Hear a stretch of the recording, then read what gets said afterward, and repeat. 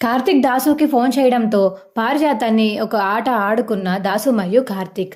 దీపే తన వారసురాలంటూ తన మనవరాలంటూ పారిజాతానికి చెప్పిన దాసు. అసలు పారిజాతం ఇప్పుడు ఏం చేయబోతుంది తెలుసుకోవాలనుకుంటే ఇప్పుడే మా ఛానల్ తప్పకుండా సబ్స్క్రైబ్ చేసుకోండి. టీవీలో కంటే ముందుగా మా ఛానల్లో మీరు ఈ వీడియోని చూడాలనుకుంటే ఖచ్చితంగా సబ్స్క్రైబ్ చేసుకోండి. పక్కనే ఉన్న గంట సింబల్ మీద క్లిక్ చేసి నోటిఫికేషన్స్ ఆల్లో పెట్టుకోండి. అప్పుడే ఏమేమి చేసే వీడియోలు మీకు రోజు వస్తుంటాయి. ఇక చూసావారా మా పిన్ని అసలు ఎలా మాట్లాడిందో? నిన్ను దాన్ని తిడుతుంటే నాకు చాలా కోపం వచ్చింది తెలుసా. అసలు అంతలాగా ఎవరన్నా తిడతారా?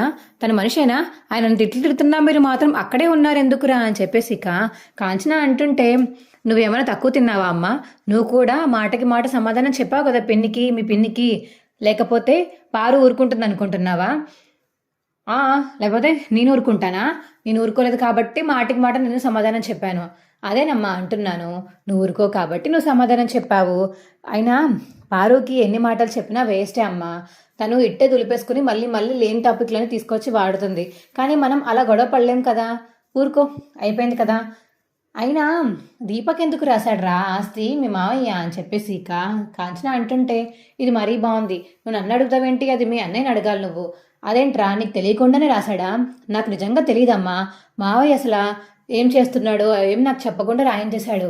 రాయించాక ఇవాళ లాయర్ వచ్చేదాకా కూడా నాకు తెలీదు అని కార్తిక్ వాళ్ళందరూ మాట్లాడుకుంటూ ఉంటారు. అవునా, నీకు కూడా తెలీదా? అయితే మరెందుకు రాయించాడో అని చెప్పేసి ఇక ఆలోచిస్తూ ఉంటుంది కాంచన. అయితే సరే కానీ నువ్వు దాని గురించి ఎక్కువ ఆలోచించుకో. మావయ్య జోష్నాన్ని బెదిరించడం కోసం అని చెప్పేసి అలా రాసి ఉంటాడు. ఎందుకంటే అలా రాయకపోతే జోష్న పెళ్లి చేసుకోదు కాబట్టి. సుమిత్ర అడిగినా సరే పెళ్లి చేసుకోను అని చెప్పేసి అందంట కదా జోష్న. అందుకని మావయ్య ఇంక నిర్ణయం తీసుకుని ఉంటాడు అని చెప్పి ఇక కార్తీక్ అంటే అది నిజమేరా. జోష్నకి పెళ్లి చేసుకుని వెళ్ళాలంటే ఎందుకు ఇష్టం లేదు, పెళ్లి మీద ఇంట్రెస్ట్ కూడా లేదు కాబట్టి పెళ్లి చేసుకోని అంటుంది. ఈ ఆస్తి ప్రకారంగా ఆయన చేసుకుంటుందని చెప్పేసి అన్నయ్య ఇలా ఆలోచించినట్టున్నాడు అని ఇక కాంచన అంటుంది. అది ఇప్పుడు అర్థమైందా మీ అన్నయ్య ఎందుకు అలా చేశాడో? ఒకవేళ తను పెళ్లి చేసుకోకపోతే ఆస్తి అంతా నీదే అవుతుందా? ఆస్తి నాదైనా నేను తీసుకోను కదమ్మా. నా గురించి నీకు తెలుసు కదా. వాళ్ళ ఆస్తి నాకెందుకు? నేను నా కాళ్ళ మీద నిలబడగలను. నేను ఎంత ఎత్తుగానే ఎదగలనమ్మా. నేను ఒకరి మీద ఆధారపడాల్సిన అవసరం లేదు అని కార్తీక్ అంటే అది నా కొడుకంటే. అవునత్తయ్య, నాకు కూడా వాళ్ళ ఆస్తి మీద ఏమీ ఆశ లేదు. నా పుట్టబోయే పిల్లలకి మా ఆయన సంపాదించుంటే చాలు. వాళ్ళేమి సంపాదించి నాకు ఇవ్వాల్సిన అవసరం లేదు. వాళ్ళని నేను తీసుకొని కూడా తీసుకోను అని దీప అంటుంది. అదే రామ్, అందుకే మీ ఇద్దరు బెస్ట్ కపుల్స్ అయ్యారు. మీ ఇద్దరు మాటకి మాట, ఇద్దరు సేమ్ మాట మాట్లాడుతూ ఉంటారు. అందుకే రామ్, మీరు ఏమన్నా సరే ఏం గొడవ పడినా సరే మీరు వెంటనే కలిసిపోతారు. నాకు అది నచ్చింది. మీ ఇద్దరు ఇలా సంతోషంగా ఉండాలని కోరుకుంటున్నాను. సరే, శౌర్య దగ్గర ఎవరు లేరు కాబట్టి నేను దాని దగ్గరికి వెళ్ళి పడుకుంటాను. మీరు లోపలికి వెళ్ళి రెస్ట్ తీసుకోండి ఇంకా అని చెప్పేసి ఇక కాంచన వెళ్ళిపోతుంది. ఏంటి బావా, ఆ ఆస్తి నిజంగానే తీసుకోవా? లేదు మరదలా, తీసుకోను. అదేంటి? ఆస్తది నీకే చెందుతుంది కదా. నాకన్నా ముందు నీకు చెందుతుంది దీప.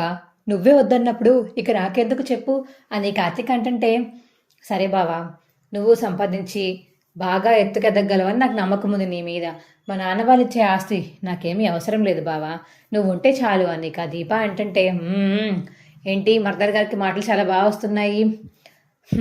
ఏం లేదు బావా, కానీ పార్వతం గారిని ఏవో చేద్దామని ప్లాన్ వేశావు. ఏం చేయబోతున్నావు ఏంటి అని ఇక జోష్న వీళ్ళందరి గురించి ఏం చేయబోతున్నావు అని చెప్పేసి ఇక దీప అడుగుతుంటే, జోష్న సంగతి తర్వాత చూద్దాం. ముందు పారుకి బాగా నోరు ఎక్కువైంది. ముందు ఆ నోరుని తగ్గించాలి. అందుకని నేను ఆల్రెడీ దాసు మావయ్యకి ఫోన్ చేసి నా ప్లాన్ మొత్తం చెప్పాను. ఏం ప్లాన్ బావా? నువ్వు రేపు వెళ్తావు కదా, రేపు అక్కడికి వెళ్ళాక నీకే తెలుస్తుందిలే అని చెప్పి ఇక కార్తీక్ అండంతో, అబ్బో అయితే ఏదో పెద్దగానే ప్లాన్ వేసి ఉంటావు అని దీప అంటుంది. పదా అక్కడికి వెళ్ళాక చూద్దాంలే అని ఇక కార్తీక్ అనేసి ఇక అందరూ పడుకుంటారు. ఇక మార్నింగ్ అయితే లేచి రెడీ అయిపోయి దీప కార్తిక్ అయితే జోష్న వాళ్ళ ఇంటికి వచ్చేస్తారు. ఇక కార్తిక్ చెప్పినట్టుగానే దాసు అయితే తన ఇంటి దగ్గర నుంచి బయలుదేరి అమ్మ అమ్మ అని కంగారుగా అయితే పార్వతం దగ్గరికి వస్తాడు. ఏంట్రా, ఏంటి ఇంత కంగారుగా వచ్చావు? అదేం లేదమ్మా, నువ్వు లేరా అని చెప్పేసి ఇక పార్వతం చేయి పట్టుకుని పక్కకి తీసుకువెళ్ళిపోతాడు. ఇక దాసు అయితే, ఏంట్రా ఏమైంది? నీ మనవరాలు ఎక్కడుందో తెలిసిందమ్మా. నా మనవరాలు ఎక్కడుందో తెలిసిందా? ఎవర్రా నా మనవరాలు? దీపేనమ్మా అని చెప్పేసి ఇక దాసు చెప్పడంతో, ఏంటి దీపానా? అవునమ్మా దీపానే. అవునా, దీప నా మనవరాలు ఎలా అవుతుందిరా? నిజంగానే నీ మనవరాలేనమ్మా. కావాలంటే చూడు, ఆ పోలికలు, ఆ తేజస్సు అవన్నీ తన ఫేస్లో కనిపిస్తాయి. కావాలంటే చిన్నప్పుడు పుట్టినప్పుడు మోచే మీద పెద్ద పుట్టుమచ్చుంది చూసాం మన పిల్లకి, సేమ్ దీపక్ కూడా పెద్ద పుట్టుమచ్చ ఉంది మోచే మీద, కావాలంటే చూడు అని చెప్పేసి ఇక దాసు అండంతో అవునా అని చెప్పేసి ఇక దీప చేయి మీద అయితే పుట్టుమచ్చ చూస్తుంది పారిజాతం. చూసి ఇక అవునరా నా మనవరాలే ఇది అని చెప్పేసి ఇక పారిజాతం అంటుంది. అదే మరి ఇన్ని రోజులు నీ మనవరాలనే నువ్వు ఏడిపిస్తూ దెబ్బ కొడదాము చంపేద్దాము అన్నట్టు ఆ జోష్నతో చేయి కలిపి ఇదంతా చేశావు. ఆల్రెడీ జోష్నాకి దీపే నీ మనవరాలు ముందే తెలుసు, కానీ జోష్నాకి ఎక్కడ నువ్వు తను నీకు నిజం తెలిసిపోతే నీకు సపోర్ట్ చేయవని దీపాకి సపోర్ట్ చేస్తావని నీకు చెప్పకుండా తనలో తాను దాచేసుకుందమ్మా. అందుకనే ఇన్ని రోజులు నువ్వు ఎంత ఏడిపిస్తున్నా సరే తను కావాలని నీ చేత ఏడిపించింది. ఇప్పుడు దీపాన్ని నువ్వు అమ్మ నానమ్మ అంటే ఒప్పుకుంటుందా? నువ్వు అంతలా ఏడిపించావు మరి దీపాని అని కదా సో అంటుంటే అయ్యయ్యో అవునా మరి ఇప్పుడు ఎలాగా ఏమో ఏం చేస్తావో చూసుకో మరి అని చెప్పేసి దాస చెప్పేసి ఇక అక్కడి నుంచి వెళ్ళిపోతాడు. అమ్మ దీప అని ఇక పారిజాతం అంటుంటే ఏంటండి చెప్పండి అని చెప్పేసి ఇక దీప అంటుంది.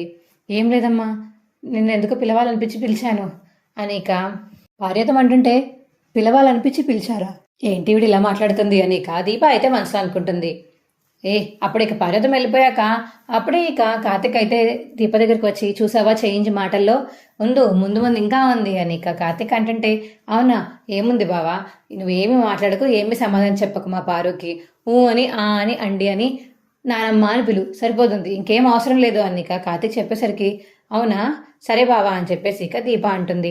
ఇక దీపాన్ని ఏ పనులు చేయనివ్వకుండా కాఫీ టీలు వంటలు అవన్నీ ఇక పారిజాతమే చేస్తుంది.